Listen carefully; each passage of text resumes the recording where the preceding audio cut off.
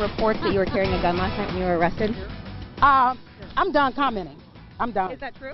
A state senator arrested and on the run from our camera. What she had to say when News 4 caught up with her. Hello, everyone. New developments tonight in the case of Missouri State Senator Jamila Nasheed being arrested during Ferguson protests. Tonight, we know the senator had a fully loaded 9mm gun when she was arrested, along with extra ammo.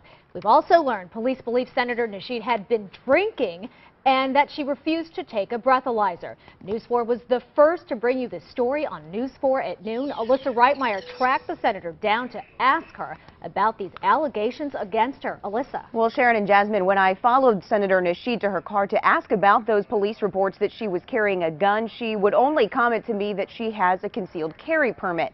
Well, since then, Ferguson police spokesperson Tim Zoll went on the record with me saying that in addition to carrying a fully loaded semi-automatic weapon, the senator had 8 additional rounds on her when she was arrested.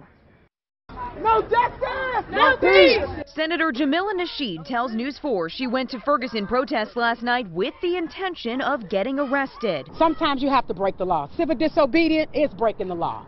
And if you're doing it for a cause, there's nothing wrong with it. News 4 has learned Ferguson police requested St. Anne Jail, where Nasheed was transported, perform a breathalyzer test based on suspicion she may have been under the influence when she was brought into custody. According to officers on the scene, the senator had a very strong smell of an intoxicant at the time of her arrest. But both Ferguson and St. Anne police tell News 4 the senator refused to take the test. She strongly denied she was drunk last night when trying to dodge our questions upon her release this morning. Were you intoxicated when you were arrested last night? No, not at all. Meanwhile, the fully loaded 9mm and those 8 additional rounds taken from the senator when she was arrested are now in the hands of the St. Louis County Firearms Section for routine testing to see if the gun has been recently fired. If she had a concealed carry permit, why would it have been seized?